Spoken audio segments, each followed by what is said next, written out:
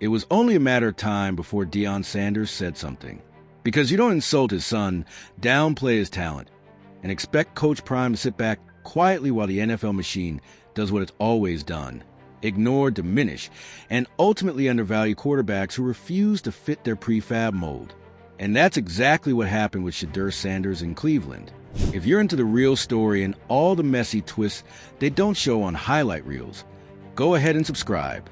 And if you're sticking around to see how this Browns QB chaos plays out, you should definitely be subscribed. Let's set the scene. Shedeur, one of the most NFL-ready quarterbacks coming out of college, accurate, mobile, intelligent, poised, gets drafted by the Browns, not as a top 3 pick, not as a franchise savior, but as an afterthought, a backup, a developmental project, as some unnamed league insiders reportedly called him. Meanwhile, quarterbacks with less production, weaker arms, and fewer leadership intangibles were handed opportunities like gift baskets. But Shedeur didn't complain. He didn't make noise. He showed up to work. What followed was predictable if you'd been paying attention to him at all. He started out shining the room. He learned the playbook faster than expected. His mechanics were crisp. His vision was advanced. He operated like a starter in everything but title. And yet, the reps didn't follow. The support didn't come. And worst of all, the owner of the team, Jimmy Haslam, publicly distanced himself from the pick. That's when Deion Sanders had enough. Because this wasn't just about football. This was personal. In an emotionally charged interview, Coach Prime didn't hold back. He tore into the Browns' organizational dysfunction, their lack of vision, and, most importantly, the systemic bias that continues to plague quarterback evaluation in the NFL. This league still doesn't know what to do with a quarterback who's got charisma, intelligence, swagger, and talent, Deion said. They want statues in the pocket who say the right things and don't challenge the system. My son isn't that. He's a leader. He's a competitor. He's a field general. And you better believe he's going to prove all of them wrong. Now, if you're thinking Deion was just being a dad defending his kid, you'd only be half right. Because this wasn't just a father's pride talking. It was a former NFL Hall of Famer, a two-sport legend, and a college coach who's watched decades of quarterbacks get boxed into categories and expectations they never asked for. Deion's real message was clear. There's a ceiling the NFL keeps placing on certain types of quarterbacks, and it's time to shatter it. Let's talk about that ceiling. If you're mobile, charismatic, and don't fit the button-up prototype, you're seen as a risk. If you're confident, you're cocky. If you're outspoken, you're a distraction. And if you happen to be the son of one of the most famous athletes in history, you're labeled before you even take a snap. But Shedeur Sanders? He's not riding anyone's legacy. He's creating his own. From Jackson State to Colorado, every level he's touched, he's elevated. Not just statistically, though his numbers were insane, but in leadership, in command, in presence. And that's what irks the old guard. He's not waiting for permission to be great. The Browns had a chance to embrace that. They had a chance to build something new. But instead, they did what they've always done. They let internal politics override football sense. And when Haslam tried to spin it, saying Shedeur wasn't his pick and that GM Andrew Berry would have to answer for it if things went south, Deion Sanders heard that loud and clear. You don't get to throw a young quarterback under the bus to save face. Not when that quarterback's done everything right. Not when he's outplayed the guys you did back. Not when your franchise has a track record of burning through quarterbacks like cheap lighters. Deion's voice, as usual, cut through the noise. What message are you sending to young players? That it doesn't matter how good you are, how hard you work. If you don't have the right politics behind you, you're benched. That's the real issue here. The NFL claims to be a meritocracy. The best players play, they say. But when it comes to quarterbacks, it often isn't true. Draft pedigree, media narrative, ownership ego. Those are the real play callers behind the scenes. And Sanders is calling it out in real time. He made it known. If he had his way, Shedeur wouldn't have gone to Cleveland at all. Not because of the city, not because of the fans, but because of the environment. Because he saw this coming. The lack of support, the inconsistent messaging, the game behind the game. But Shedeur, every professional, went anyway. He believed in proving it on the field. He trusted that his talent would speak for itself. It has. And yet he still finds himself being treated like a bonus pick. There, but not really included in the long-term plans. Getting fewer reps. Getting edited out of promotional content. Watching less talented quarterbacks get elevated because they know the system or fit the culture. Deion's response? They better stop playing before he goes somewhere else and becomes the biggest story in football. Because here's the other thing no one's saying out loud. Teams around the league are watching this play out. Executives, coaches, players, and they're all asking the same thing. Why is Shedeur Sanders not the starting quarterback of the Cleveland Browns right now? That's the question Jimmy Haslam doesn't want to answer, because the moment he acknowledges the truth, that Sanders has outperformed expectations and earned his shot, it becomes impossible to keep him on the sidelines. And if you know anything about Deion Sanders, it's this. He doesn't start fires, but he will fan the flames of truth until they can't be ignored. He's not here to stroke egos or play politics. He's here to make sure his son, and quarterbacks like his son, get a fair shot. And fair doesn't mean guaranteed. It means earned. Shedeur's earned it, over and over. Deion's message is one that echoes far beyond Cleveland. It's about the systemic resistance to new archetypes in leadership roles. The NFL has embraced mobile QBs in style, sure, but many still expect those QBs to shut up, stay humble, and let the face of the franchise label go to someone safer. That's the double standard Shedeur Sanders is up against. When a first-round pick throws interceptions, he's learning. When a fifth-rounder like Shedeur throws touchdowns, he's lucky. When he's poised and confident, he's arrogant. When he studies late, leads early, and wins reps in camp, they say he's still not ready. Deion's not having it. He's ready, he said flatly. He's been ready. If you don't want to play him, trade him, because someone out there will. And that's not a threat. That's a warning. Teams like the Saints, the Falcons, even the Patriots, all rumored to be watching the situation closely, would kill for a quarterback with Shedeur's leadership, accuracy, and work ethic. If Cleveland can't appreciate what they have, someone else will. And if that happens, it'll be yet another chapter in the Browns' ever-growing anthology of quarterback blunders. For now, Shedeur remains focused. He's not clapping back. He's not taking the bait. He's doing what he's always done, getting better. Quietly, confidently. But the fuse has been lit. And with Deion going full scorched earth on the narrative, Cleveland's brass can no longer hide behind excuses. This is no longer about development. It's about dignity. Because after Deion Sanders lit up the narrative with a passionate, no-holds-barred defense of his son, the ripples started spreading fast.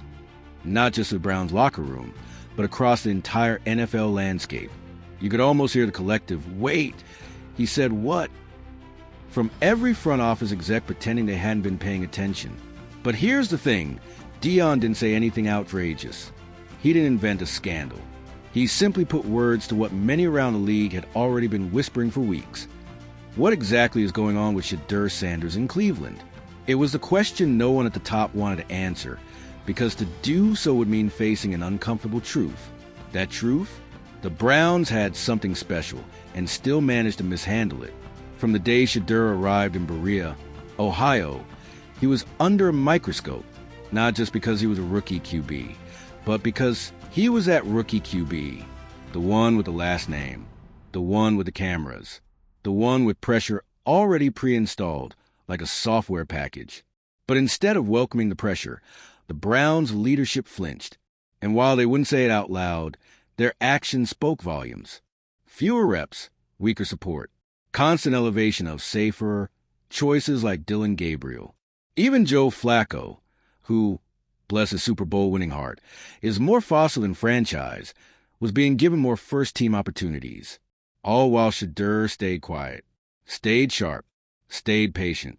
And that's exactly what made Deion's outburst so powerful. It wasn't performative. It wasn't a PR stunt. It was frustration boiling over after months of watching his son be boxed in, brushed aside, and quietly disrespected, all under the guise of development. But let's be clear, Shedeur didn't need development. He needed a platform. What Deion pointed out, and what the Browns refused to publicly acknowledge, is that Shedeur brings something this franchise has lacked for decades: vision, command, and the ability to shift the tone of the game without needing a perfect system around him. He's not just mobile. He's not just accurate. He's poised. And yet, despite all of this, Jimmy Haslam, the man who owns the Browns and apparently also the mute button on common sense, took a step back from the decision to draft him, effectively throwing GM Andrew Berry under the bus. Classic power move. Protect the brand, pass the blame. But Deion, he wasn't having it. "You don't get to disown him now that he's showing up," he said during his viral moment. "You don't get to play owner when it's convenient, and then hide behind GMs when it's not." It wasn't just personal. It was principle. Because here's the part people forget. Deion Sanders didn't just play in the NFL. He understands it. He knows how narratives are built, how politics shape playing time, and how image matters almost as much as execution.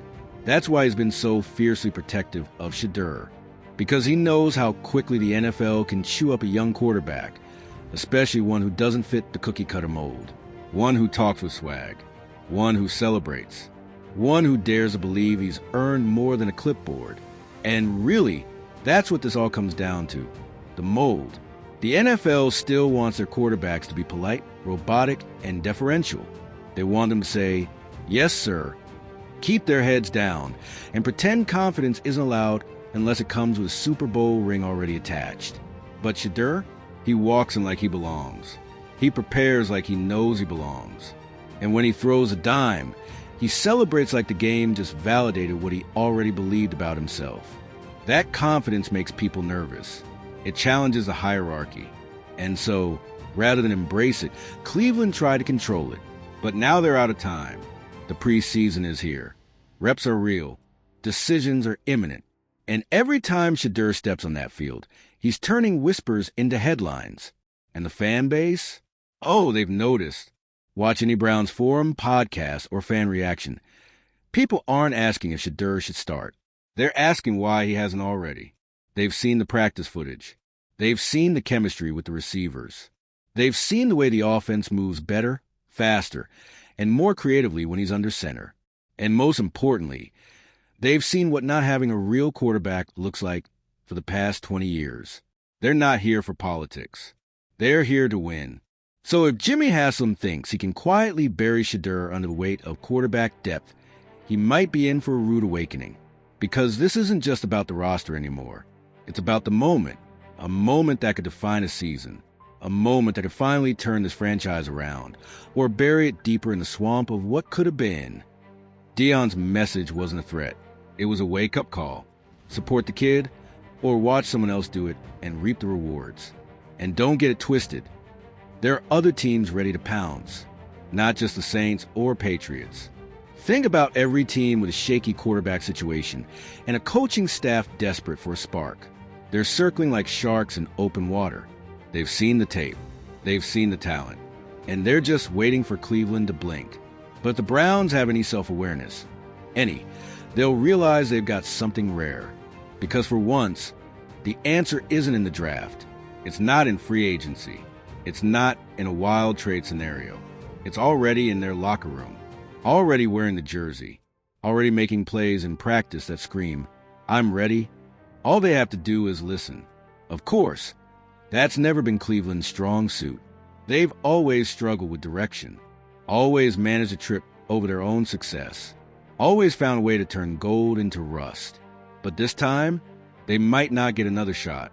Because if Shedeur ends up walking, if the situation deteriorates and he finds a new home and shines, this won't be like all the other regrets. It'll be the one that broke them. Because this isn't just about one player anymore. It's about the credibility of an entire franchise, the message they send to future rookies, the kind of culture they want to build. Deion Sanders was loud because someone had to be. He knows the playbook, not the one in the QB room, but the one that runs behind the curtain. And he's not letting that book be used against his son. And if Cleveland's smart, they won't just hear him. They'll act. Because legacy doesn't wait. And if they miss this moment, they'll spend years watching highlights of Shedeur Sanders doing exactly what he's doing now, just in a different jersey, for a team that actually believed the story should be over. The Browns have a quarterback. The locker room knows it. The coaches have seen it. The film doesn't lie. And yet, somehow, here we are, still teetering on the edge of indecision. Because even as Deion Sanders' public defense's son made waves through the sports world, behind the scenes in Cleveland, things are still weird. Let's talk about that. You'd think that after being called out by one of the most iconic figures in football, on live TV, on social media, in front of millions, the Browns' leadership would come out with some damage control. Something like, "We stand by Shedeur and are excited about his development," or "All our quarterbacks are being evaluated fairly." Nope. Instead, silence. Strategic silence. And in Cleveland, silence is never a good sign. It usually means decisions are being made in back rooms, far away from football fields and locker rooms. It means image consultants are on speed dial. It means the people in charge are more concerned about how it looks than how it works, which is exactly what Deion was trying to expose. His rant wasn't just emotional, it was surgical. He knew what he was doing. He wasn't attacking the coaching staff, the city, or the fans. He zeroed in on the people who make decisions and hide from them when the pressure builds. And the uncomfortable truth? He hit a nerve. There's a reason Jimmy Haslam hasn't gone on the record to respond. Because there's no clean way out of this. If he backs Shedeur now, it looks like he's only doing it because Deion called him out. If he sticks to his original stance, that Shedeur wasn't his pick, then he fuels a narrative that the Browns are actively sabotaging their own quarterback. Either way, it's not a good look. But while the front office plays PR chess, Shedeur Sanders keeps showing up like clockwork. That's the part no one's talking about enough. After everything, being overlooked in camp, the limited reps, the political tension, the media storm, he hasn't cracked.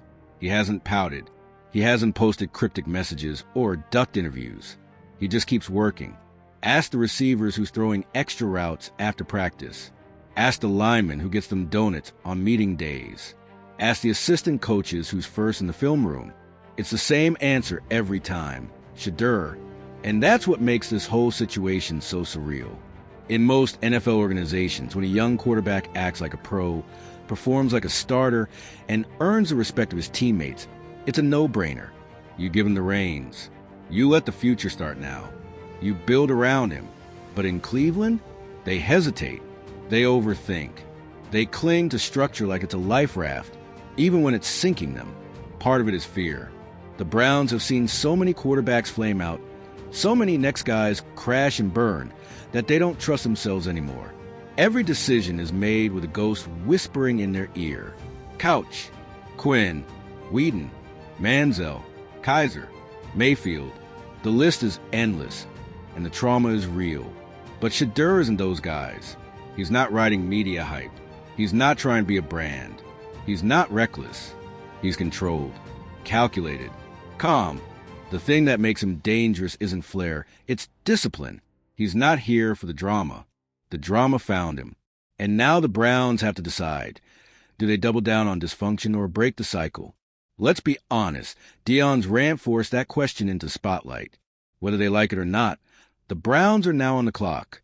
Because if Shedeur doesn't start, if they continue to favor less consistent quarterbacks while a fully capable starter rides a bench, it won't just look bad.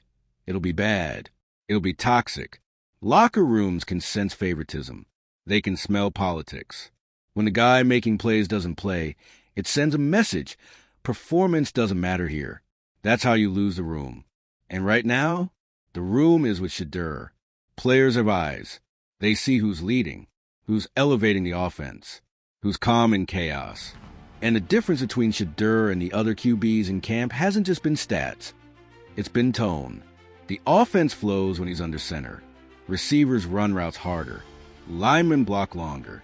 Everyone believes the play can succeed when Sanders is leading it. That's not hype.